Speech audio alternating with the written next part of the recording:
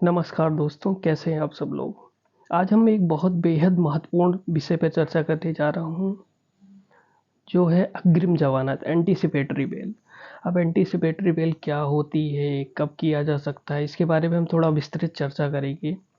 अब जैसे कि आपके स्लाइड में मैंने पहले से ही लिख रखा है कि अग्रिम ज़मानत कैसे मिलती है। तो अग्रिम ज़मानत मिलने के लिए क्या-क्या ग्राउंड होने चाहिए? जैसे कि जब कोई व्यक्ति किसी अपराध में गिरफ्तार होने वाला हो, सपोज करो कि आप किसी अपराध में गिरफ्तार होने वाले हो और उसे इस बात का डर है कि उसे उसे कोई किसी ऐसे केस में फंसा के जेल में बंद करवा देना चाहता है जो उसने किया ही नहीं है। तो ऐसे जेल से जाने से बचने के लिए न्यायालय ने से गिरफ्तार होने से पहले अग्रिम जमानत के लिए आवेदन किया जा सकता है। अब जब न्यायालय में उस आवेदन की स्वीकृति दे दी जाती है तो न्यायालय आदेशानुसार पुलिस उस व्यक्ति को गिरफ्तार नहीं कर सकती, क्योंकि न्यायालय उसको आदेश दे देता है कि भाई इस पर्सन को आप गिरफ्तार नहीं कर सकते क्योंकि इसने पहले से अग्रिम जमानत ले रखी है। अब अग्रिम जमानत कैसे होती है, कितने प्रकार की होती है? तो अग्रिम जमानत बेसिकली दो प्रकार की होती है, एक एफआईआर होने के पहले और एक एफआईआर होने के बाद। अब चलिए हम देखते हैं एफआईआर होने के पहले क्या क्या ग्राउंड है। जैसे कि सपोज करो, जैसे कि दो आपस में अनबन है, उनमें से एक को ऐसा लगता है कि दूसरा उसको झूठे केस में गिरफ्तार करवा सकता है, या पहले से ही उसको कहीं ये पता चल जाता है कि दूसरा ऐसा कुछ करने का प्लान कर रहा है या ऐसे हालात हैं जो उसके खिलाफ एफआईआर हो सकती है। तो पहला व्यक्ति न्यायालय में अपनी अग्रिम जमानत के लिए आवेदन कर सकता है। इसमें पुलिस को यह आदेश देता है कि अगर कोई ऐसा एफआईआर उस व्यक्ति आवेदनकर्ता के खिलाफ की जाती है तो एफआईआर करने के बाद पुलिस उसको गिरफ्तार करने के 7 दिन या जितने दिन कोर्ट चाहे पहले सूचित करेगी कि और एफआईआर की कॉपी देगी, ताकि वह व्यक्ति अपनी बेल जमानत के लिए इंतजाम कर ले। अब इसका इसका मतलब ये हुआ कि जैसे कि सपोज करो कि दो लोगों में आपस में किसी चीज़ को लेकर डिस्प्यूट है। अब दूसरे को पहले को ये लगता है कि दूसरा मुझको किसी केस में झूठे में फंसा सकता है, तो पहला व्यक्ति कोर्ट के पास जाएगा और जज साहब से ये बोलेगा कि जज साहब, मेरे खिलाफ ऐसा ऐसा हो रहा है और मुझे मेरे खिलाफ झूठी एफआईआर हो सकती है। और न्यायाधीश उसके आर्गूमेंट को सुनेगा, समझेगा। अगर उसको लगता है कि हाँ, इस बंदे का कंसर्न जायज़ है तो उसको एंटीसिपेटरी बेल दे देगी। और जब एंटीसिपेटरी बेल इशू हो जाती है कोर्ट, तो पुलिस उसको क्या कहते हैं, गिरफ्तार नहीं कर सकती, और गिरफ्तार करने के 7 दिन पहले उसको सूचित करेगी और उसको एफआईआर की कॉपी देगी कि भाई ये आपके नाम पे ये एफआईआर हुआ है, आपको गिरफ्तार किया जा सकता है। अब ये ग्राउंड तो हो गया एफआईआर के पहले। अब एफआईआर के बाद अगर सपोज करो किसी के नाम एफआईआर हो गया है, तब उसको कैसे बेल करने के लिए अप्लाई करना होगा? किसी व्यक्ति के खिलाफ पुलिस में कोई एफआईआर हो गई है या पुलिस को किसी केस में की जांच में उस व्यक्ति का नाम भी आरोपियों की लिस्ट में आ रहा है, तो ऐसे हालात में व्यक्ति भारतीय दंड संहिता 1973 की धारा 438 के अंतर्गत अग्रिम जमानत एंटीसिपेटरी बेल का आवेदन कर सकता है। लेकिन इसमें ध्यान देने वाली बात यह है कि वह व्यक्ति गिरफ्तार नहीं होना चाहिए। जब एक एक बार जब व्यक्ति को गिरफ्तार कर लिया जाता है तो इस मामले में नियमित रूप से जमानत या अंतरिम जमानत के लिए आवेदन करना अनिवार्य है।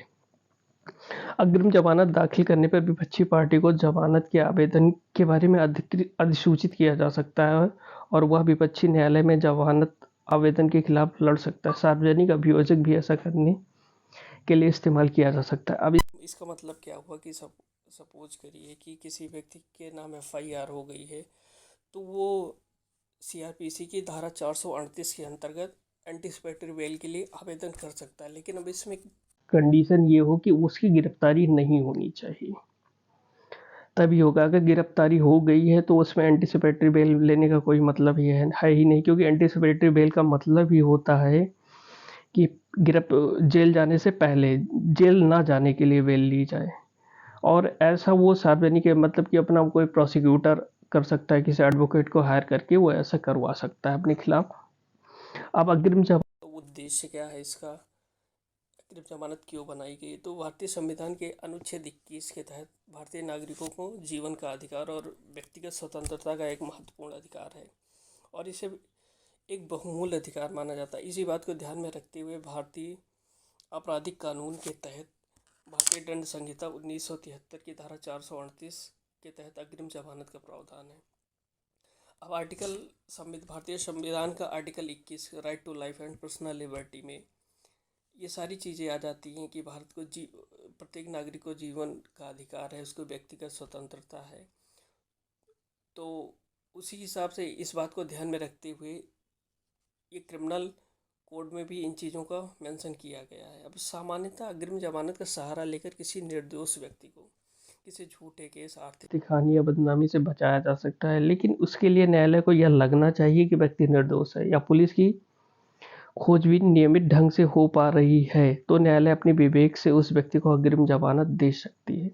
अब इसमें ग्राउंड ये है कि कोई निर्दोष व्यक्ति है और झूठे केस में फंस रहा है, तो लेकिन न्यायालय में ये चीज़ें प्रूव करनी होगी कि मैं निर्दोष हूँ, मैं इनोसेंट हूँ, मैंने ऐसा कुछ नहीं किया, और पुलिस जो उसमें वेरिफिकेशन करेगी, और वो न्यायालय के विवेक के ऊपर होता है कि वो आपको अग्रिम जमानत देता है या नहीं। अग्रिम जमानत केवल और केवल सेशन कोर्ट ली जा सकती है, और या फिर कुछ विशेष परिस्थितियों में अनुच्छेद 226 में हाई कोर्ट में रिट के माध्यम से मदद ली जा सकती है। अब अग्रिम जमानत के लिए केवल सेशन कोर्ट, जो डिस्ट्रिक्ट कोर्ट, सेशन कोर्ट होते हैं, वहीं पे एंटीसिपेटरी बेल ली जाती है। लेकिन कुछ विशेष परिस्थितियों में, जैसे कि कुछ विशेष परिस्थितियां हो गई, तो हाई कोर्ट्स के जरिए 226 हाई कोर्ट 226 के अंतर्गत इसमें रिट से कर सकता है, कि रिट दो सुप्रीम कोर्ट और हाई कोर्ट दोनों रिट जारी कर सकते हैं।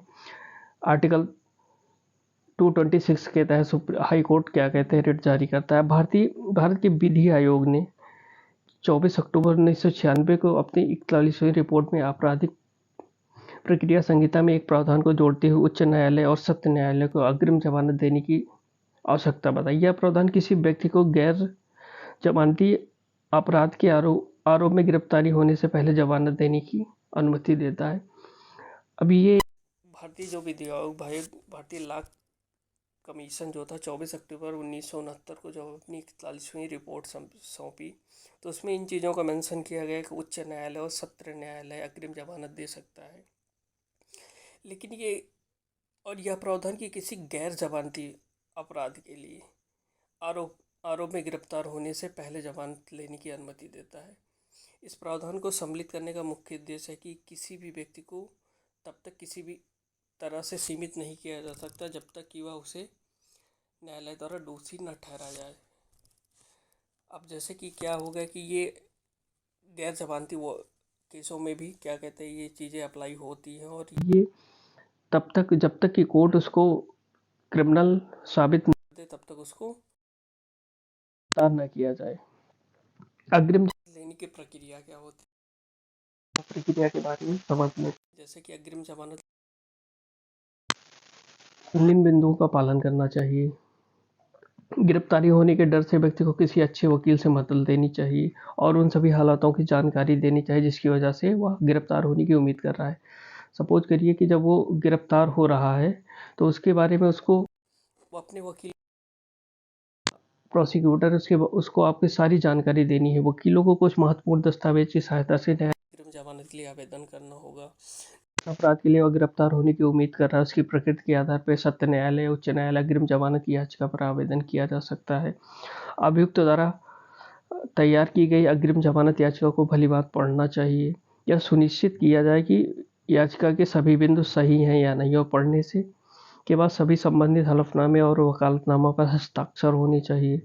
सुनवाई के पहले दिन यदि न्यायालय अग्रिम जमानत की याचिका से संतुष्ट है तो मामले को दूसरे पक्ष में नोटिस किया जाएगा और अगली सुनवाई की तारीख दी जाएगी। न्यायालय मामले की जांच अधिकारी से सुनवाई की अगली तारीख से पहले रिपोर्ट जमा करने के लिए कहेगा। पहली सुनवाई के कुछ दिनों के अंदर याचिकाकर्ता को न्यायालय में रजिस्ट्री के साथ अग्रिम की प्रक्रिया शुल्क की उचित राशि जमा करानी होगी। यदि प्रक्रिया शुल्क का भुगतान नहीं किया जाता तो दूसरे पक्ष को नोटिस जारी नहीं किया जाएगा और इस मामले में न्यायालय का अनुपालन करने में विफलता के लिए अग्रिम जमानत की याचिका भी खारिज किया जा सकता है। संभावना होती है कि अग्रिम जमानत से पहले सुनवाई पर न्यायालय में दूसरे पक्ष को सार्वजनिक अभियोजक द्वारा अग्रिम जमानत की नोटिस स्वीकार किया जा सकता है। सुनवाई की अगली तारीख पर दूसरे पक्ष की तरफ से सार्वजनिक अभियोजक या जमानत याचिका के जवाब में अपने अदालत में पेश होगा और इस विषय पर अपनी दलीलें देगा कि याचिकाकर्ता को अग्रिम जमानत क्यों नहीं दी जा रही है। ये सब बेसिक चीज़ें हैं, ये सब इन सबके बारे में ये तो कोर्ट के प्रोसीडिंग होते हैं। दूसरे पक्ष के सार्वजनिक अभियोजक द्वारा न्यायालय में दलीलें पेश करने के बाद जांच अधिकारी द्वारा तैयार की गई रिपोर्ट के आधार पर न्यायालय उन सभी तर्कों को ध्यान में रखते हुए जिन पर अग्रिम जमानत की याचिका का आवेदन किया गया अपने विवेक से निर्णय लेगी और याचिकाकर्ता की अग्रिम जमानत देनी चाहिए या मतलब कि इसमें सीधा सीधा है कि जो है ये कोर्ट में जो जज के डिस्क्रिप्शन पे निर्भर करता है कि वो आपका अगर ग्राउंड सही है, आपको उस जज साहब को लग जाता है कि हाँ इस बंदे ने प्रॉपर सही जस्टिफिकेशन दिया है, तभी आपको जमानत याचिका आपकी अग्रिम जमानत देगी या नहीं देगा, उसी पर डिपेंड करता है। अग्रिम जमानत में याचिकाकर्ता के वकील को न्यायालय में विश्वास दिलाना होगा कि याचिकाकर्ता एक सज्जन व्यक्ति है, उसके सोसाइटी में एक सम्मानित और प्रतिष्ठित व्यक्ति के रूप में जाना जाता है, उसके खिलाफ न्यायालय में किसी प्रकार का आपराधिक मामला रिकॉर्ड लंबित नहीं है, किसी भी तरह की जांच या पूछताछ के लिए न्यायालय में जब उसे पेश होने के लिए कहा गया तो बिना किसी शर्त के खुद न्यायालय में पेश करेगा, वह न्यायालय को मानना नहीं करेगा, ना ही देश में फरार होने की सोचेगा। वकील द्वारा उसकी इस तरह की सभी दलीलें पूर्ण होने के बाद न्यायालय अग्रिम जमानत देने के लिए पूर्ण रूप से स्वतंत्र है। इस मामले में न्यायालय दी जाती है तो न्यायालय परिस्थिति के अनुसार अभियुक्त को कुछ ऐसे नियमों शर्तें प्रदान करता है, कंडीशन होती है, उन कंडीशन के बिहाफ पे कोर्ट आपको अग्रिम जमानत देगा। जैसे कुछ धनराशि का जमा करना, सपोज करो आपसे 10,000 15,000 रुपये जमा करा लिया, या पासपोर्ट आपके पास है उसको सरेंडर करा लिया, पुलिस को सूचना दिए बिना आप अपना स्टेट नहीं छोड़ सकते, देश नहीं छोड़ सकते, किसी तरह के गवाहों को प्रभावित नहीं करना है, आपको जांच प्रक्रिया में सहयोग करना है कि अगर कोर्ट में कोई प्रोसीडिंग चल रही है, अगर आपसे कोई सपोर्ट चाहिए तो आपको देना पड़ेगा। और बुलाए जाने पर जांच एजेंसी जो उसमें क्या कुछ धनराशि का जमा करना होगा, पासपोर्ट आदि समर्पण, पुलिस को सूचना दिए बिना देश छोड़ना या फिर किसी तरह के गवाहों को प्रभावित करना, जांच प्रक्रिया में सहयोग करना और बुलाए जाने पर जांच एजेंसियों के समक्ष खुद भी उपलब्ध कराना होगा। पुलिस अधिकारियों को अग्रिम जमानत देने के लिए न्यायालय को आदेश देने के लिए पुलिस को उस व्यक्ति को गिरफ्तार नहीं कर सकती। न्यायालय में अग्रिम जमानत प्रस्तुत करने के लिए विस्तृत और आवश्यक दस्तावेज क्या हो सकते हैं? पहला क्या होता है, प्रथम सूचना रिपोर्ट की एक कॉपी। अगर आपने एंटीसिपेटरी बेल के लिए अप्लाई कर रहे हैं, गिरफ्तारी के वारंट, अगर आपके नाम पे एफआईआर लॉन्च हो गया है तो आप अपने एफआईआर गिरफ्तारी का वारंट भी पेश करना होगा, और जो व्यक्ति को जमानत दिलाने में फ़ायदेमंद होता है और न्यायालय भी उन पर भरोसा कर सकता है। जैसे कि कोई मेडिकल चिकित्सा हो गई, आपकी चिकित्सा बिल हो गया, परिवार के कुछ दायित्व हो गई, माँ की बीमारी एटसेट्रा, एफआईआर की कॉपी में लिखित आरोपों को खंडन करने वाले दस्तावेज जैसे कि plane ticket, passport copy. Suppose करो आप उस दिन कहीं बाहर थे, जिस दिन कोई घटना घटित हुई, या फिर आप विदेश में गए हुए थे, तो वो आपका टिकट एक एविडेंस के रूप में काम कर सकता है। अब अग्रिम जमानत को निरस्त करवाने के लिए क्या क्या ग्राउंड बनाए जा सकते हैं, उनके बारे में हम थोड़ा ब्रीफ से चर्चा करेंगे कि क्या कैसे पॉसिबल है कि आपने अगर किसी ने एंटीसिपेटरी बेल रखा है तो उसको निरस्त करवाना है, या आपने लिया है कोई और निरस्त करवाएगा, तो क्या क्या ग्राउंडों पे बात करेगा जिसकी वजह से आपका एंटीसिपेटरी बेल निरस्त हो सकता है। अगर किसी व्यक्ति को किसी न्यायालय द्वारा अग्रिम जमानत मिल गई है और दूसरा पक्ष यह शिकायत करता है उस न्यायालय जिसने अग्रिम जमानत दी, या फिर उच्च न्यायालय इसके खिलाफ आवेदन करके इसको निरस्त करवा सकता है। ऐसे में शिकायतकर्ता को न्यायालय को इस बात का सबूत देना होगा कि अग्रिम जमानत पाने वाला व्यक्ति अपनी जमानत का गलत इस्तेमाल कर रहा है तथा सबूतों और गवाहों के साथ छेड़छाड़ कर रहा है या जांच एजेंसी के मार्ग में बाधा उत्पन्न कर रहा है। इसका मतलब ये हुआ कि जैसे कि अगर किसी ने एक ले रखा है तो उसको क्या कहते हैं करने के, उसको कॉन्ट्राडिक्ट करने के लिए उसके अगेंस्ट में डॉक्यूमेंट पेश करना होगा। अब उत्तर प्रदेश में अग्रिम जमानत के लिए क्या है कि यह सुनने में अजीब लगेगा, अग्रिम जमानत के मामले में संपूर्ण भारत में कोई समान कानून होने के बावजूद उत्तर प्रदेश में अग्रिम जमानत के लिए आवेदन नहीं कर सकती, क्योंकि भारतीय दंड संहिता में के 1976 के संशोधन की धारा 9 के अनुसार उत्तर प्रदेश में अग्रिम जमानत को ख़त्म कर दिया गया। और ऐसे राज्य में इस कानून का ज़्यादा उपयोग होने के कारण यहाँ पे लोग अग्रिम जमानत लेकर किसी अन्य अपराध के अंजाम देने की तैयारी में लगे रहते हैं। लेकिन यहाँ पे कोई व्यक्ति की गिरफ्तारी से बचना है तो सीधे कोर्ट में, हाई कोर्ट में 200 अनुच्छेद 226 के अंतर्गत रिट फाइल कर सकता है। तो ये सारी चीज़ें थी। अब आगे किसी और टॉपिक पे किसी दिन डिस्कस किया जाएगा। तब तक के लिए धन्यवाद।